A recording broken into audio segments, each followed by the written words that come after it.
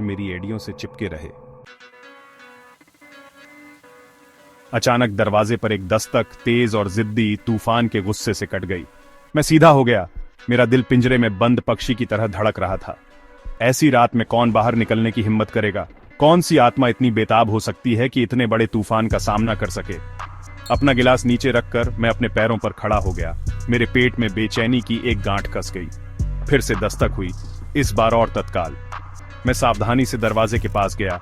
मेरा हाथ उस पुरानी सर्विस रिवॉल्वर पर मंडरा रहा था जिसे मैं एक कुर्सी के पीछे रखता था। झांकने के छेद से देखने पर मेरी सांस थम गई। बरामदे पर खड़ी, बिजली की चमक से रोशन एक महिला थी। उसका सिलहूट लंबा और पी स्लेंडर था। उसका चेहरा चौड़ी चौड़ी टोपी की परछाइयों से ढका हुआ था। मैंने दरवाजा थोड़ा सा खोला और एक अजीब सी ठंडक ने मुझे घेर लिया। ऐसा लगा जैसे किसी अनजान खतरे की आहट हो।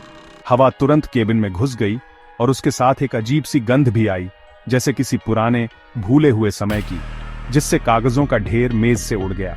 कागज हवा में नाचते हुए, जैसे किसी अदृश्य शक्ति के इशारे पर। क्या मैं आपकी मदद कर सकता हूं मैडम? मैंने पूछा। मेरी आवाज में एक हल्की सी चिंता थी। तूफान की गर्जना के ऊपर मेरी आवाज मुश्किल से सुनाई दे रही थी। बाहर का शोर इतना तेज था कि मेरे शब्द खो से गए। प्लीज, उसने हाँफते हुए कहा। उसकी सांसें तेज चल रही थीं, जैसे उसने बहुत दूर से दौड़कर आई हो। उसकी आवाज कांप रही थी और उसकी आंखों में एक अजीब सी दहशत थी।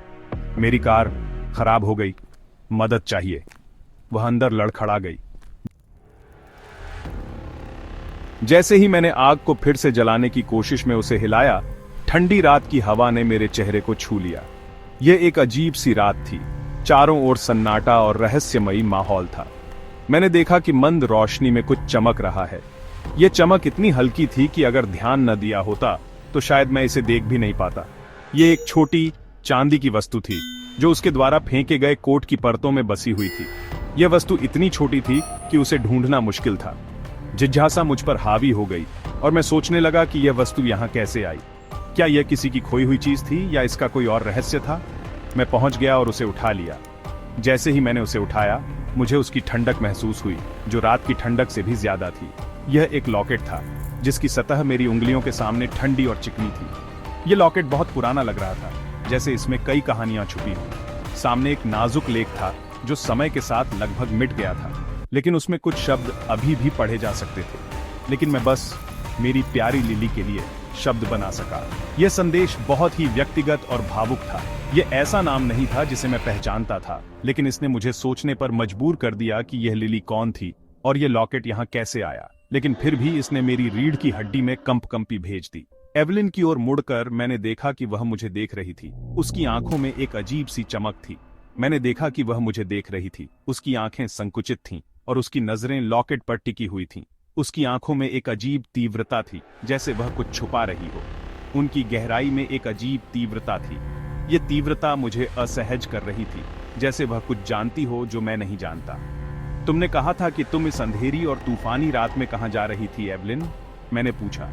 मेरी आवाज पहली बार संदेह का संकेत दे रही थी। मुझे लगा कि इस रहस्य का कोई ना कोई संबंध एवलिन से जरूर है। मेरी आवाज पहली बार संदेह का संकेत दे रही थी। एवलिन की प्रतिक्रिया ने मेरे संदेह को और बढ़ा दिया और मैं जानता था कि इस रात का रहस्य अभी खुलना बाकी था। उसका संयम एक पल के लिए लड़खड़ा गया।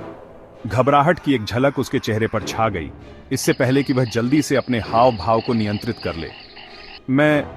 मैंने तुमसे कहा था मेरी कार खराब हो गई, वह हकलाती हुई बोली। उसकी निगाहें दरवाजे की ओर दौड़ गईं। वह लॉकेट, मैंने उसे ऊपर पकड़े हुए दबाया। यह तुम्हारा नहीं है ना एवलिन? उसकी आंखें चौड़ी हो गईं और उसने लॉकेट को पकड़ने की कोशिश की, लेकिन मैं तेज था।